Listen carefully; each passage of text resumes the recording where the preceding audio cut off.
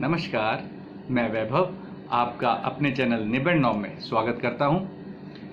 ये चैनल मैंने +1, +2 और 10th क्लास के मैथ्स के सब्जेक्ट को ध्यान में रखकर सारे लेक्चर्स को डिज़ाइन किया है और इस सारे लेक्चर्स में जहां तक आप देखेंगे, फॉलो करेंगे, आप देखेंगे कि मैंने वो हर कंसेप्ट और हर क्वेश्चंस को कवर करने की पूरी कोशिश की है जो एग्जाम में आ सकते हैं, बोर्ड एग्जाम में आ सकते हैं या 11th क्लास के अपने रेगुलर एनुअल एग्जाम्स में आते हैं। तो अगर आपको मेरा काम पसंद आए तो आप प्लीज इसे लाइक कीजिए, शेयर कीजिए, क्योंकि ऐसे बहुत सारे स्टूडेंट्स हैं जिन तक क्वालिटी एजुकेशन पहुंचनी बहुत जरूरी है, जिन तक ये क्वालिटी एजुकेशन नहीं पहुंच पा रही। तो अपने फ्रेंड्स को ये शेयर कीजिए और अगर आप ये वीडियो अपना पहला वीडियो देख रहे हैं मेरा, तो प्लीज आप इसे सब्सक्राइब करके मेरे सारे लेक्चर देख सकते हैं। हमारा मोटो ही है क्वालिटी एजुकेशन, सबका अधिकार। तो चलिए हम आज का लेक्चर शुरू करते हैं।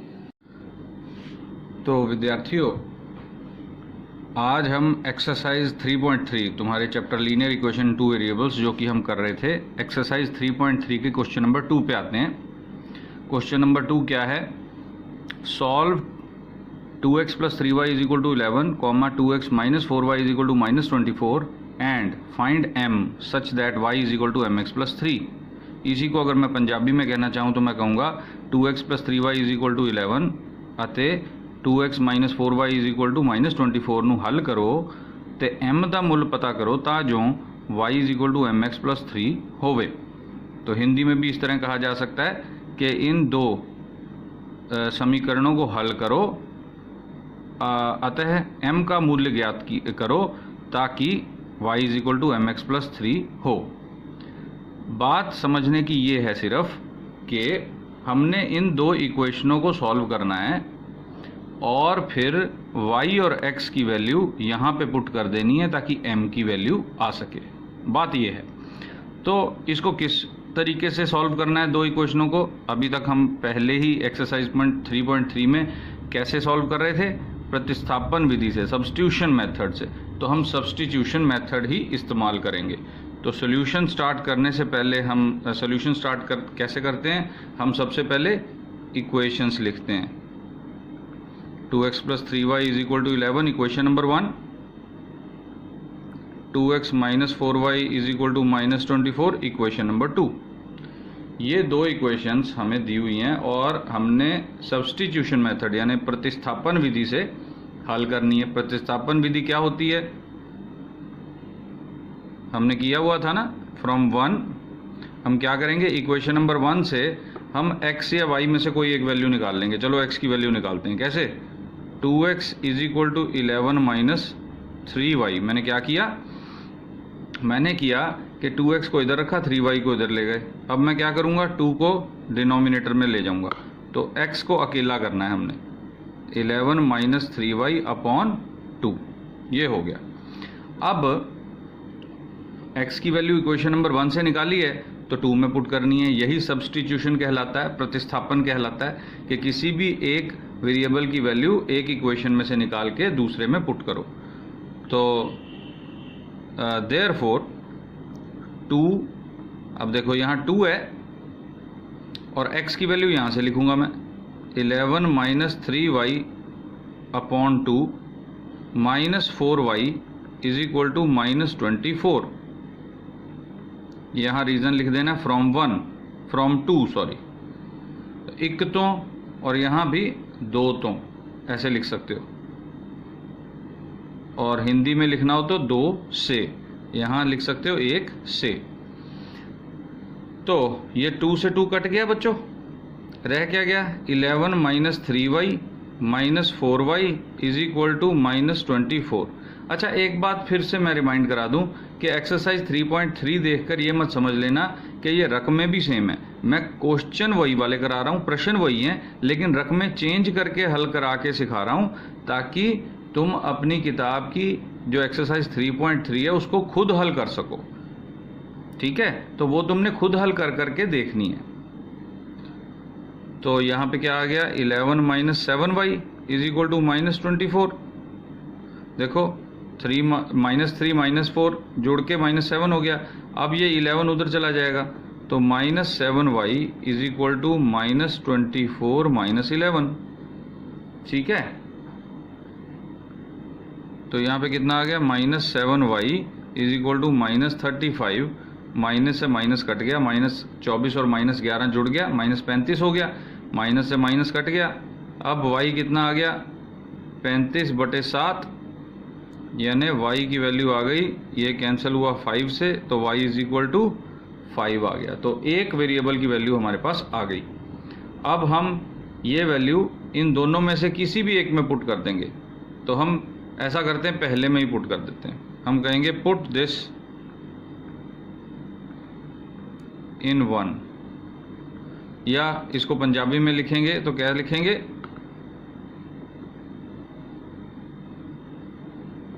इसनू एक विच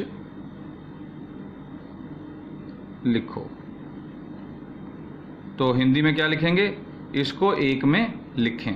तो इक्वेशन नंबर 1 हम देख ही रहे हैं, यहाँ y की वैल्यू 5 पुट कर देते हैं, 2x plus 3y, oh sorry गलती हो गई, 2x प्लस 3 इंटू y की वैल्यू हमने 5 पुट कर दी, इज इक्वल टू 11। तो ये कितना बन गया, 2x plus 15 is equal to 11। तो 2x को इधर अकेला छोड़ दो, 11 माइनस 15 उधर चला गया, तो 2x is equal to minus का 4, तो x की वैल्यू आ गई माइनस का 2। तो अब एक बार फिर लिख देते हैं हम, therefore x equal to -2 comma y equal to 5। हमने आंसर दोबारा से लिख दिया। तो अब क्वेश्चन एक बार फिर देख लेते हैं कि कुछ और भी फाइंड करने को कहा था हमको कहा था कि ये तो हल कर ही लो, साथ में m का मूल्य भी ज्ञात करो, m पता करो ताकि y is equal to mx plus 3 हो। चलो कर लेते हैं। अब हम कहेंगे also y is equal to mx plus 3। Also को क्या लिखते हैं पंजाबी में लिखते हैं ए वी है, ये लिखते हैं यहाँ पे ऑल्सो पंजाबी, ये भी है, ऐसे करके हम इसको लिखेंगे। तो y की वैल्यू 5 पुट करो यहाँ पे, इज इक्वल टू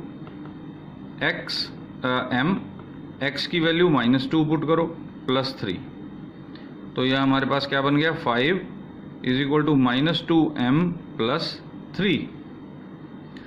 तो -2m को इस तरफ ले आओ, 2m हो गया, 3 माइनस 5 -2, 3 माइनस 5 उधर चला गया, तो 2m इज इक्वल टू -2 हो गया, यानी कि m हो गया -2/2, ये 2 से 2 कट गया तो -1।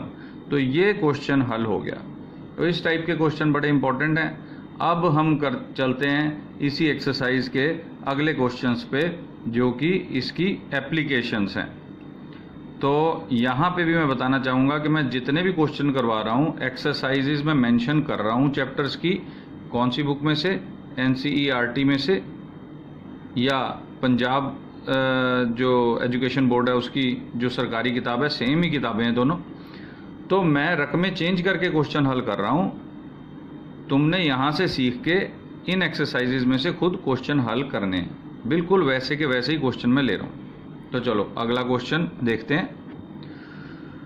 तो हमारा क्वेश्चन नंबर 3 किस टाइप का है, इस टाइप का है। तुम देखोगे बुक में इंग्लिश मीडियम में क्या लिखा हुआ है, form the pair of linear equations and solve them by substitution method. Punjabi में लिखा हुआ है रेखी समीकरणों का जोड़ा बनाओ अते उसनू प्रतिस्थापन विधि नाल हल करो। इसका मतलब क्या है कि जो हमें सिचुएशंस दी हुई हैं, जो हमें क्वेश्चन नंबर 3 के first, second, third, fourth part में सिचुएशन दी हैं, उनको हमने लीनियर इक्वेशंस इन 2 वेरिएबल्स बना के इस मेथड से, प्रतिस्थापन विधि सब्स्टिट्यूशन मेथड से हल करना है। तो पहला पहली सिचुएशन क्या है? पहली परिस्थिति है the difference between two numbers is 20 and one number is double the other. दो नंबरों के बीच में 20 का अंतर है, दो संख्यावां विच 20 ਦਾ अंतर है ਅਤੇ ਇੱਕ संख्या दूजी तो दुगनी है। तो इसको हम सॉल्व करते हैं। 30 का पहला, थर्ड का पहला, हमने क्या कहना है? Let two numbers be x and y। Punjabi में क्या कह सकते हो? मान लो दो संख्यावां x अते y हन। हिंदी में लिख सकते हो, मान लीजिए दो संख्याएं x अतः y हैं या x और y हैं। ये हम पंजाबी में, इंग्लिश में, हिंदी में लिख सकते हैं। तो दो संख्याएं x और y हमने मान ली। हमें बता रखा है कि उनमें अंतर 20 का है, यानी ऑब्वियसली उनमें x और y में अगर अंतर 20 का है तो एक बड़ी होगी एक छोटी होगी।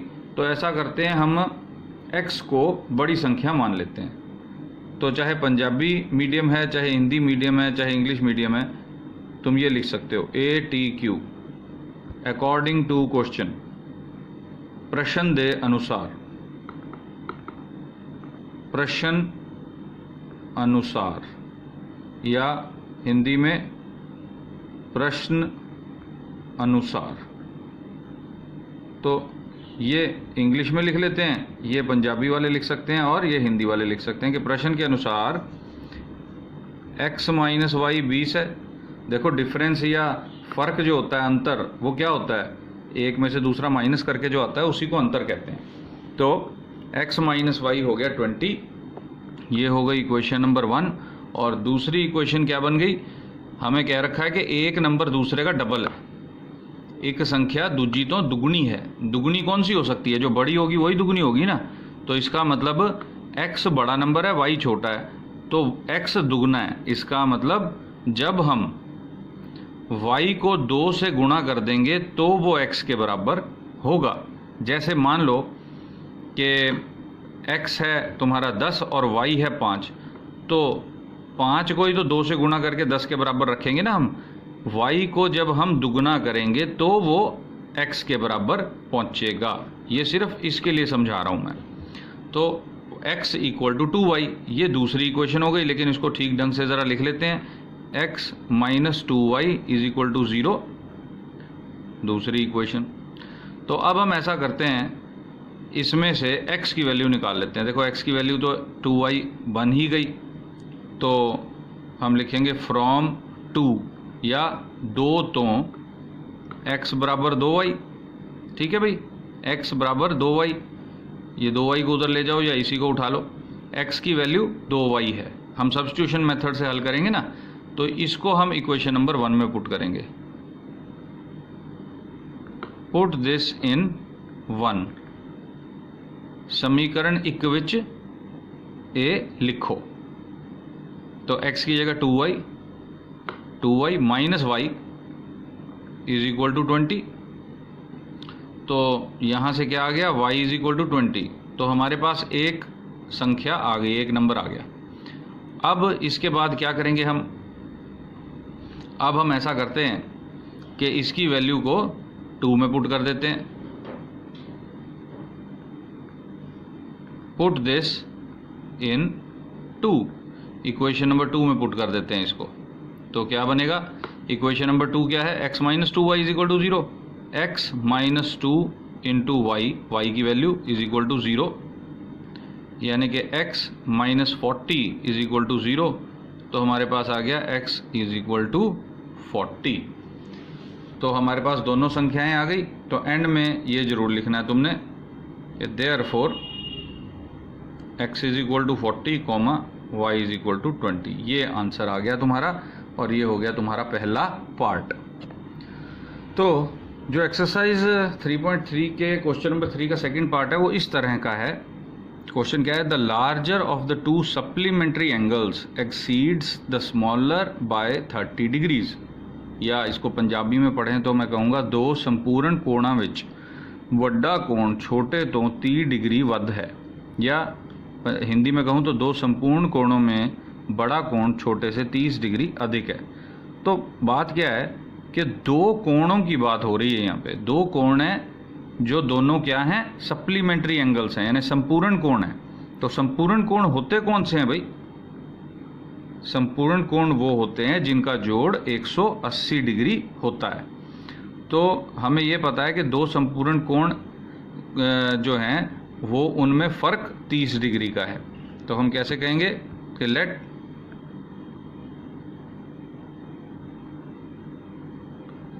Supplementary angles be x and Y.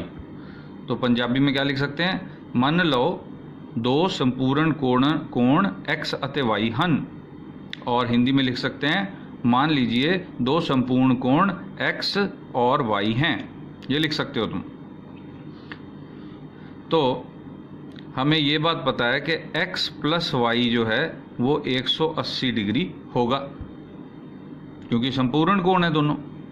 और मान लो अब इनमें से एक छोटा एक बड़ा तो होगा ही ना, इन्होंने कहा एक छोटा एक बड़ा है, बड़ा कोण छोटा कोण ये कह रखा है। तो मान लेते हैं एक्स बड़ा है, तो एक्स में से जब हम वाई माइनस करेंगे तो कितना आएगा बताओ, कितना फ़र्क है दोनों में? ये दे रखा है ना 30 डिग्री का, तो 30। ठीक है भाई, दोनों इक्वेशनें आ गई हमारे पास। दोनों का जोड़ 180 डिग्री है क्योंकि संपूर्ण कोण है, सप्लीमेंट्री एंगल्स हैं, और दोनों का फ़र्क 30 डिग्री है जो कि क्वेश्चन में बता रखा है। तो ये इक्वेशन 1, ये इक्वेशन नंबर 2। अब हम क्या करेंगे, अब हम वही प्रतिस्थापन विधि सब्स्टिट्यूशन मेथड लगाएंगे। तो फ्रॉम 1 एक तो हम ऐसा करते हैं, इस बार चलो हर बार x की वैल्यू ढूंढते हैं, इस बार y की वैल्यू फाइंड आउट कर लेते हैं। 180 माइनस एक्स, हमने इक्वेशन नंबर 1 में से y की वैल्यू फाइंड की और हमने कहा put this in 2, equation number 2 में पुट कर देते हैं इसको। तो x माइनस y की जगह ये पुट करना है अब हमने 180 माइनस एक्स, ब्रैकेट ज़रूर लगाना है क्योंकि दो टर्म्स आ गई और यहाँ माइनस है, तो ध्यान रखना है गलती ना हो, इज इक्वल टू 30। देखो x minus y 30, x minus y 30, तो ये ब्रैकेट खोलो, x minus 180 plus x is equal to 30। ये साइन चेंज हो गया, तो x प्लस एक्स कितना हो गया 2x, और 180 उधर चला गया तो 30 प्लस 180, तो ये कितना हो गया 210 डिग्री हो गया भाई। ठीक है, तो x कितना हो गया 210 डिवाइडेड बाय 2, जब इसे डिवाइड करोगे तो आएगा 105 डिग्री। तो x की वैल्यू आ गई 105 डिग्री। अब y की वैल्यू ढूंढ लेते हैं, तो हम इसको ऐसा करते हैं, इक्वेशन नंबर 2 में पुट कर देते हैं, पुट दिस इन 2, इसनू 2 विच लिखो, x minus y is equal to 30। ठीक है भाई, x minus y is equal to 30 में x की जगह 105 पुट कर दिया जो यहाँ पे आ गया था। अब 105 को उधर भेजो, minus y is equal to 30 minus 105, तो माइनस वाई कितना आ गया 105 में से 30 घटाओ। देखो अगर 100 में से 30 घटाते तो 70 आता, लेकिन 5 ज़्यादा हैं तो 75 आएगा, तो 75 आ गया। ठीक है भाई, माइनस से माइनस कट गया, तो y is equal to 75 degree. तो लास्ट में तुमने लिख देना therefore x is equal to 105 degree comma y is equal to 75 degree. तो इस तरह से ये सवाल हल हो गया। चलो अगला सवाल देखते हैं। तो अगला क्वेश्चन है, the cricket coach buys 5 bats and 3 balls for ₹3800, later she buys 2 bats and 5 balls for ₹1900। मतलब एक क्रिकेट कोच ने 5 बल्ले ਅਤੇ 3 गेंदा 3800 रुपए ਵਿੱਚ ਖਰੀਦੀਆਂ, ਬਾਅਦ ਵਿੱਚ ਉਸਨੇ 2 ਬੱਲੇ ਅਤੇ 5 गेंदा 1900 रुपए ਵਿੱਚ ਖਰੀਦੀਆਂ। एक क्रिकेट कोच ने 5 बल्ले तथा 3 गेंदें 3,800 रुपये में खरीदे और बाद में उसने 2 बल्ले और 5 गेंदें 1,900 रुपये में खरीदे। तो इससे हम दो रेखीय समीकरण लीनियर इक्वेशंस कैसे बनाएंगे। देखो, हमें दो चीज़ें बैट और बॉल बता रखा है जिनके रेट्स हमको नहीं पता, यही रेट्स ही हमें पता लगाने हैं। तो हम मान लेते हैं कि बैट का रेट x है और बॉल का रेट y है, मान सकते हैं हम, कोई फ़र्क नहीं पड़ता। तो हम लिखेंगे let cost of one bat is equal to x, let cost of one ball is equal to y। इसको अगर हम पंजाबी में लिखना चाहें तो कैसे लिखेंगे, मान लो एक बल्ले दी कीमत बराबर x, और इसी तरह तुम बॉल के लिए लिख सकते हो, मान लो एक गेंद दी कीमत बराबर y।